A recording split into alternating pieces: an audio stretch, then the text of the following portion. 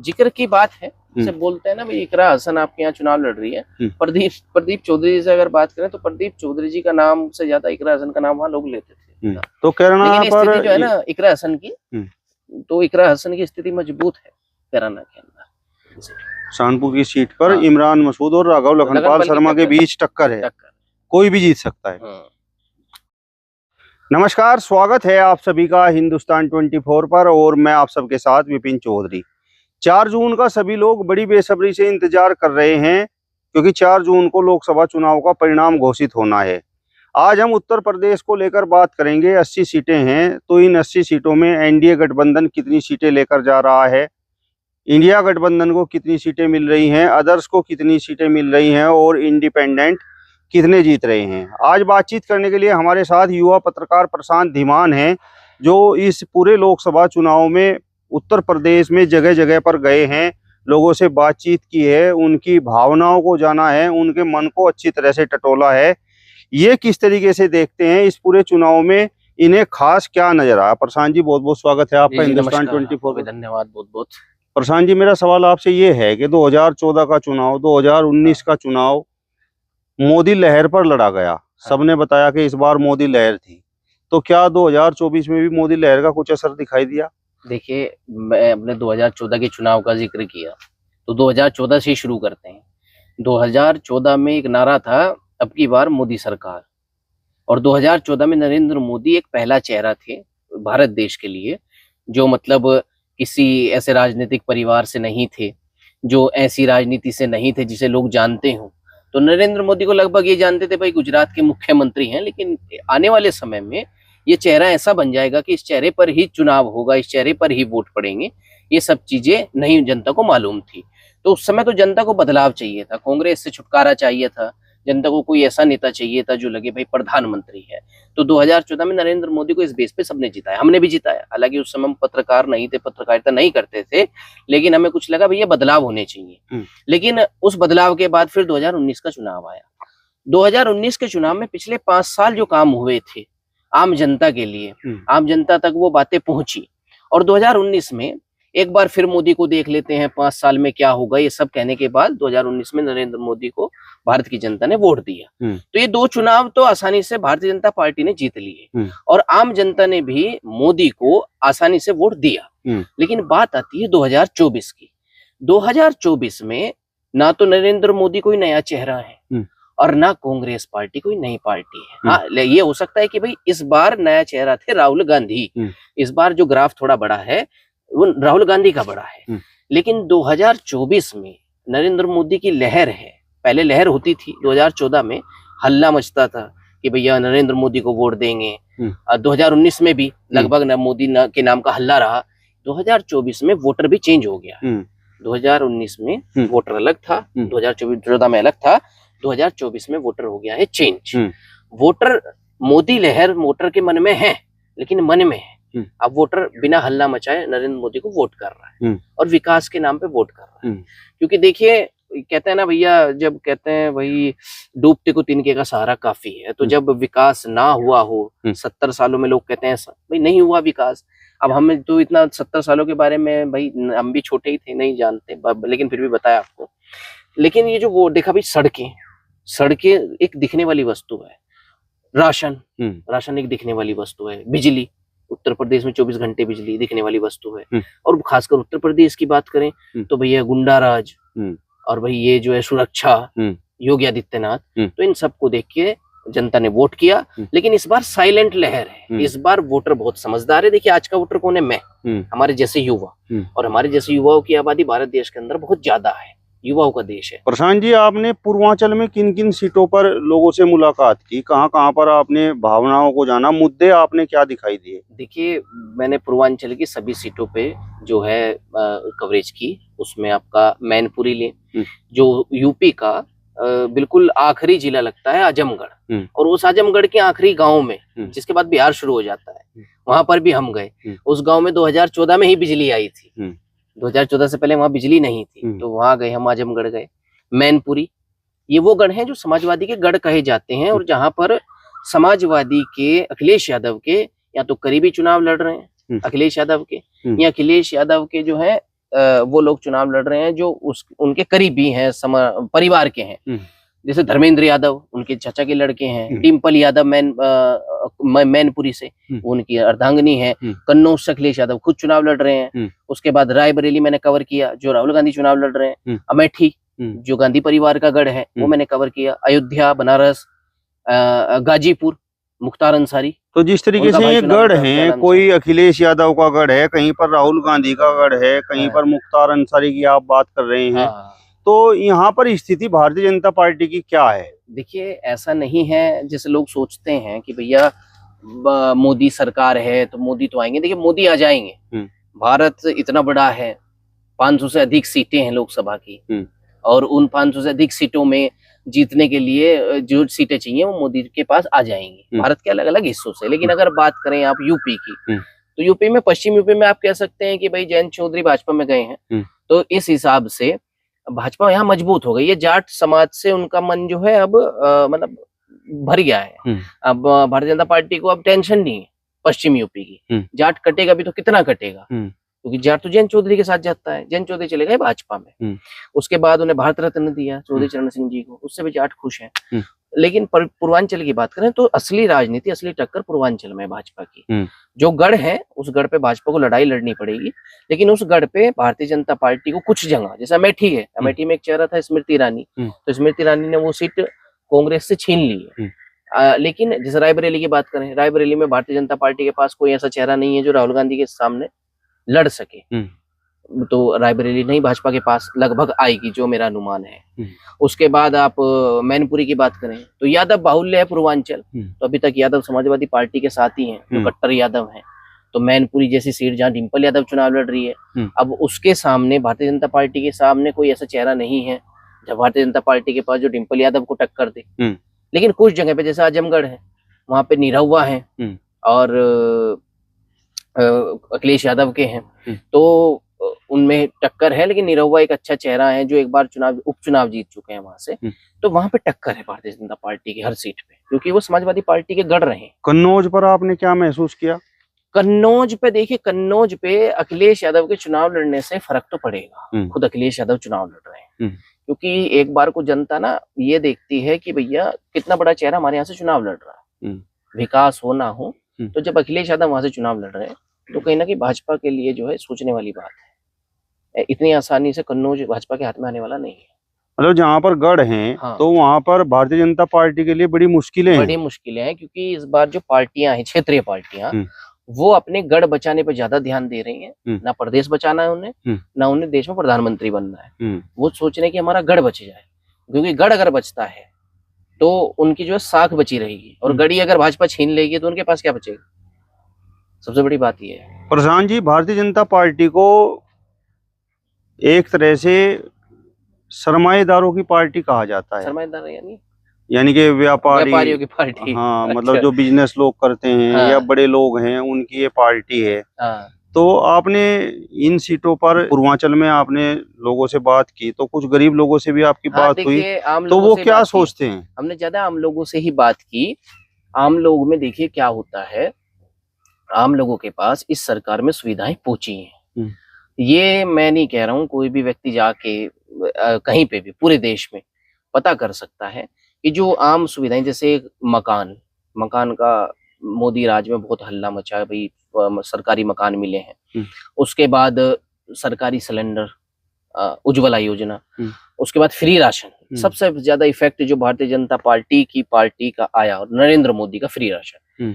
Free ration के नाम पे बहुत जनता वोट देने वाली है, और सबसे पहली बार इस सरकार में ऐसा हुआ है कि आम जनता तक ये चीजें पहुंची। क्योंकि देखिए, आम जनता को क्या चाहिए? खाने के लिए राशन चाहिए, रहने के लिए मकान, बिजली और सुरक्षा, और ये चारों चीज लगभग इस सरकार में आम जनता तक पहुंची है। अब कोई चुपचाप जाके साइकिल चुरा ले वो अलग बात है, वहां भारतीय जनता पार्टी या मोदी सरकार नहीं बैठी है, ना मोदी जी बैठे हैं, ना योगी जी बैठे हैं।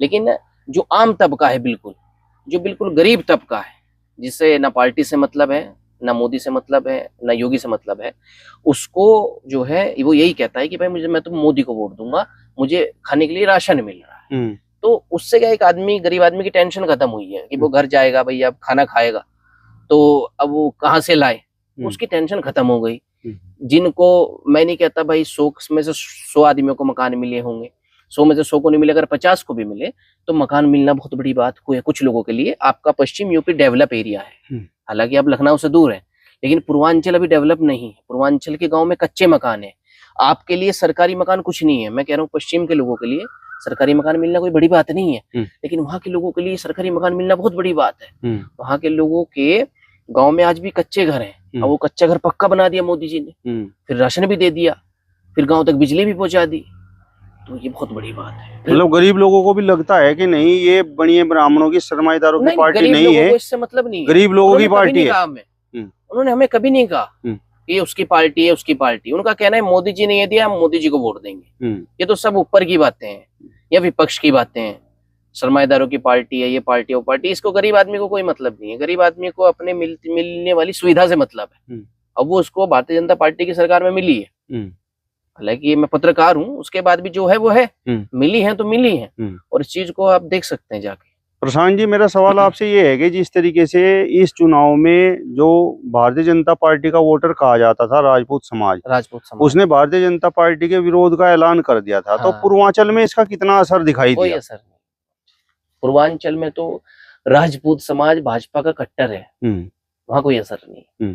और यहाँ भी अगर आप कहोगे तो उन्हीं राजपूतों में लगभग असर मेरे हिसाब से था जो किसी अन्य पार्टी से जुड़े हुए थे, क्योंकि कहीं ना कहीं राजपूत समाज मोदी को नहीं देखता, योगी को देखता है। भले ही भाई कहते हैं योगी जी हैं, लेकिन योगी जी एक राजपूत समाज के मन में बसने वाले व्यक्ति हैं।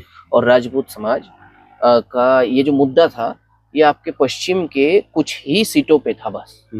आपके सहारनपुर सीट ज्यादा मैं कहूँ तो जो राजपूत बाहुल्य होगी, कैराना सीट, ये सब इन पे होगा, वहां इसका कोई असर नहीं।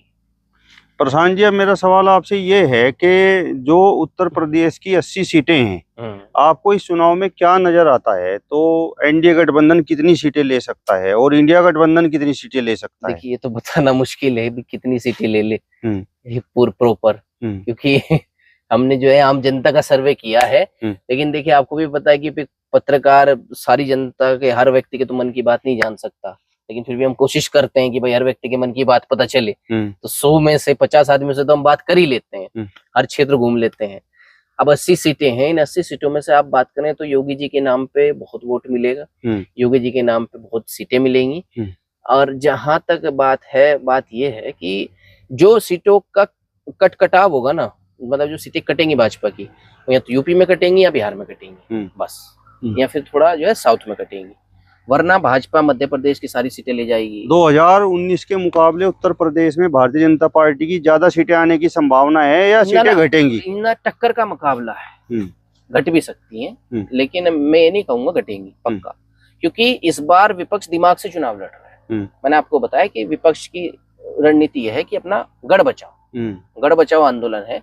इस बार विपक्ष ने दिमाग लगाया है। आप देखिए, अमेठी छोड़ के राहुल गांधी रायबरेली गए, क्यों गए? क्योंकि उन्हें पता था अमेठी से आप हार जाएंगे। लेकिन हालांकि इस बार माहौल था अमेठी में राहुल गांधी का, अगर राहुल गांधी अमेठी आते तो राहुल गांधी और स्मृति ईरानी में टक्कर रहती। लेकिन इस बार क्या होगा, वो रायबरेली गए, रायबरेली उनकी गारंटी बन गई है जीतने की, तो उन्होंने दिमाग लगाया। और प्रियंका गांधी को उपचुनाव के लिए बचा के रखा हुआ है कि अगर वायनाड उन्हें जाना पड़े तो उपचुनाव वहां से प्रियंका गांधी को लड़ा देंगे।